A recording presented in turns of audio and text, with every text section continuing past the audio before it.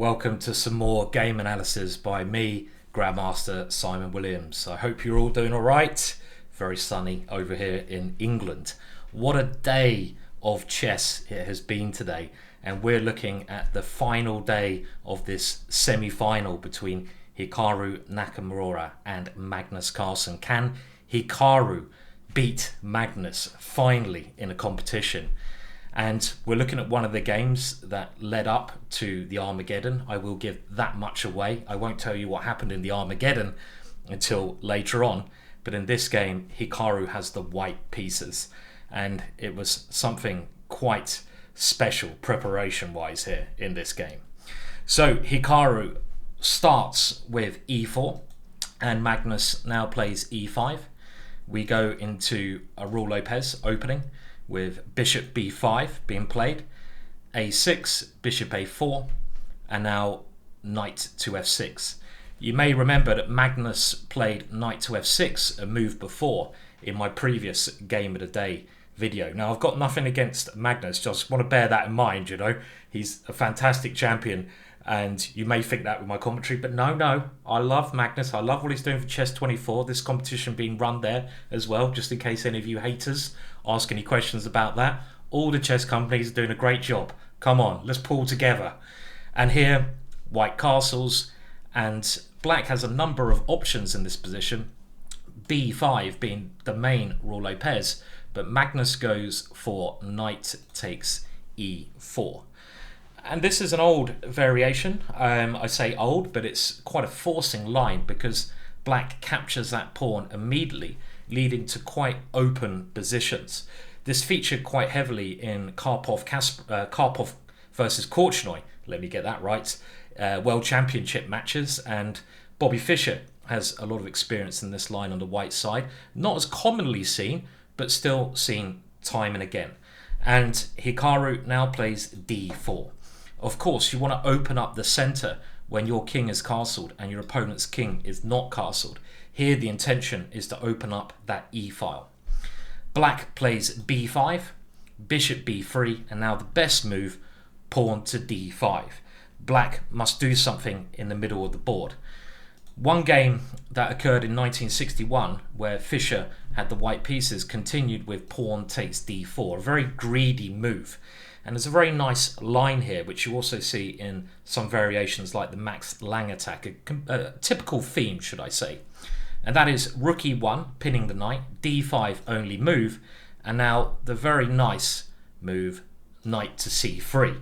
Whoa, what kind of move is that? Well, it's aiming to break down the defense on the e-file by attacking the d5 pawn, and if that knight is taken, white can take on d5, and that is one killer bishop. Look at the power of that piece on that d5 square. So black plays d5, which is the main line, and now d takes e5. This pawn can be a very useful attacking point in white's position. It was ex-world champion Alekhine who said that if you get a pawn as white to the e5 square, it is a real base to start a kingside attack, because it gives you control on some squares over there on the king side, and you can sort of place your pieces behind this pawn to attack. But now we have some heavy theory, and the one thing I would say, if you're going to play this kind of open position, I say open because there's many open lines, you really must know your theory. I, for one, wouldn't really want to go into this because the amount of memory, I'm too old for that stuff now, my cells have been destroyed, don't ask me why, and it really does require lots of preparation. This lets one of the players down here. Bishop e6 have to support this pawn, and now queen e2. A little bit of pressure on the knight, and so the rook can come into the game, pinning the pawn on d5, applying pressure to black's center. Bishop to e7, rook d1 played, and Magnus now gets his king castled. Now the idea behind white's play is to play forcefully, and this is something Hikaru does incredibly well, being such a quick calculator, maybe the quickest calculator in the world. Pawn to c4, aiming to destroy that central position, and the knight here can often be quite weak because in a lot of cases it's very fragile, especially if white can break down this pawn on d5, which is holding that knight in the central square. You see this kind of theme in many e4 openings. B takes c4, bishop takes c4, that pawn is pinned, so it can't be moved because of the queen on d8. Bishop c5, starting a counterattack against f2. I will tell you when we deviate from previous encounters, previous games. White develops and stops that threat, and now black exchanges on e3, and now plays queen b8, a rather forcing idea. This removes the queen from the pin and starts some play against b2. And now white must do something with this bishop, because it's going to be hanging in a lot of lines. So bishop to b3, and now knight to a5, aiming for that bishop. Hikaru takes a very nice square in the center of the board. Having a knight in the center like that can be very good. But in this moment, it's not going to remain there for long because of c5, kicking it away.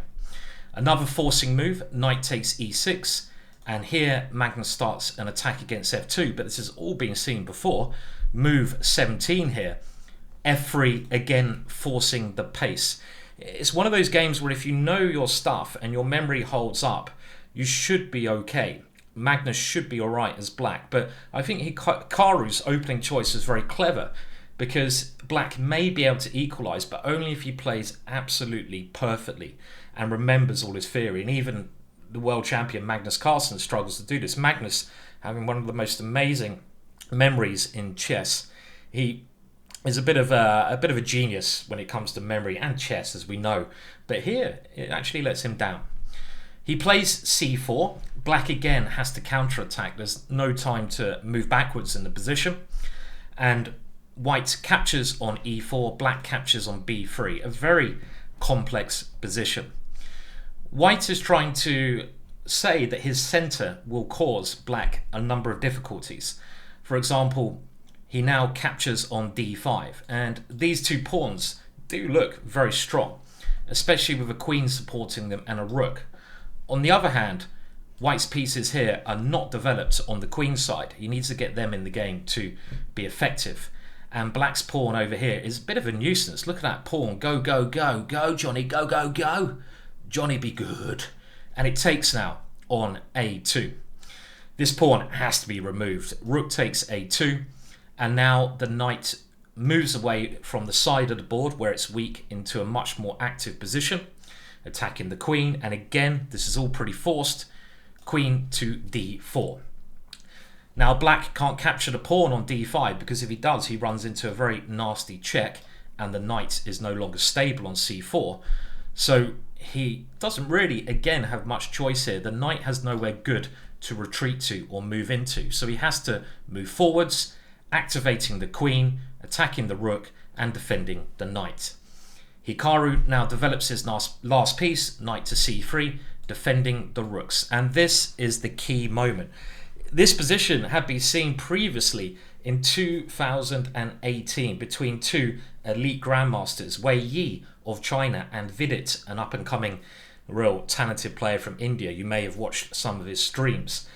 He's getting a lot of people on his streams, and for good reason. Go and check him out. And here, Vidit, in his game, played rook on a to c8.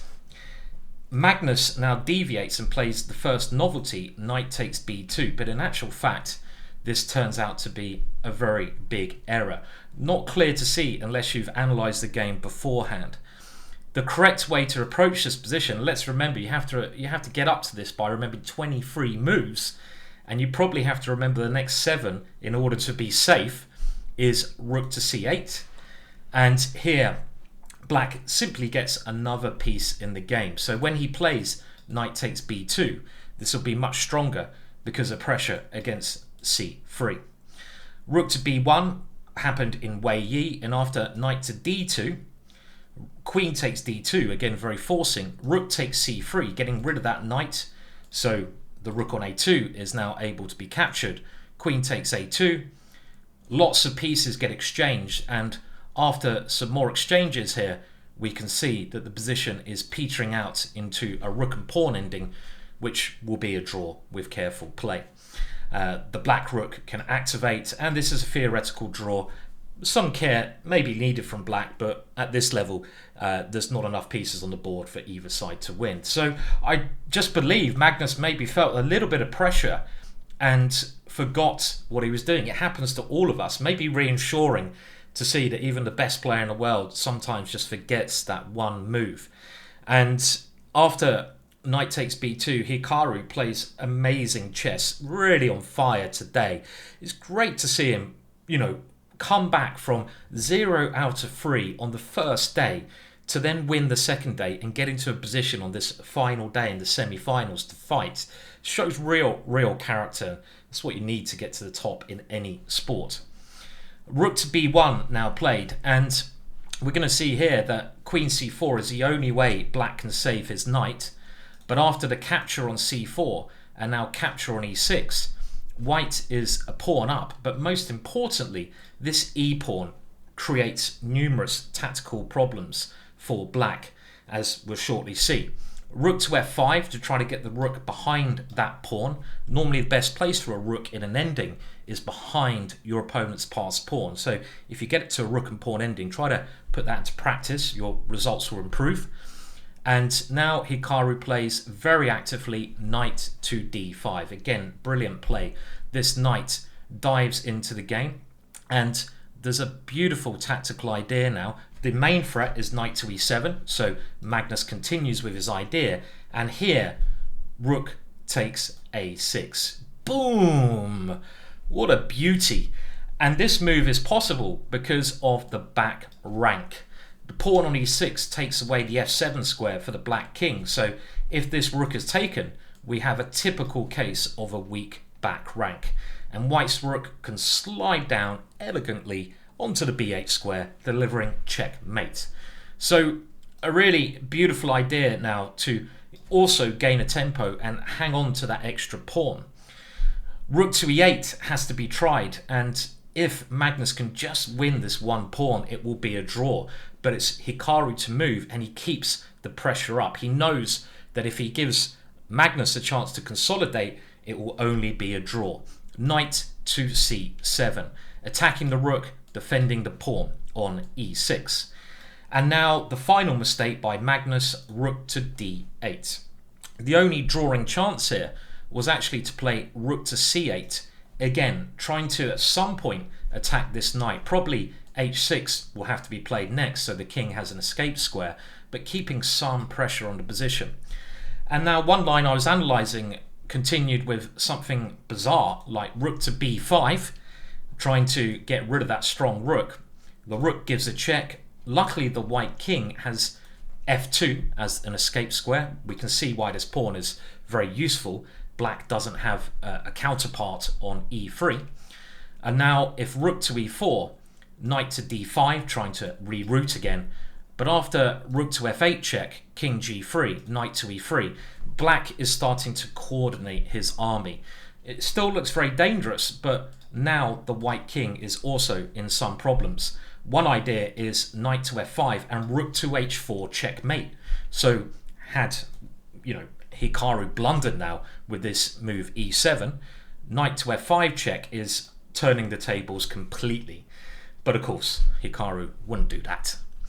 So Magnus plays rook to d8. Can you see the amazing idea in a second? Rook to c6 first, trying to force this knight away. This knight is quite actively placed and it defends some key squares. The knight now has to move.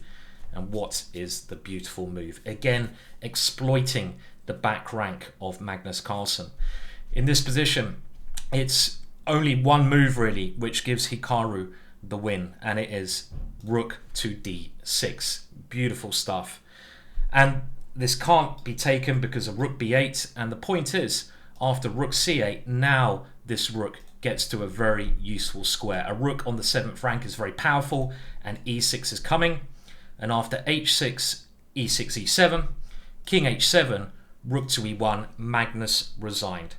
Because this pawn is going to queen, black will have to give his rook up for this. Let's just demonstrate this. There's not many good moves here at all for black. Let's say he tries king g6, trying to get the king around somewhere.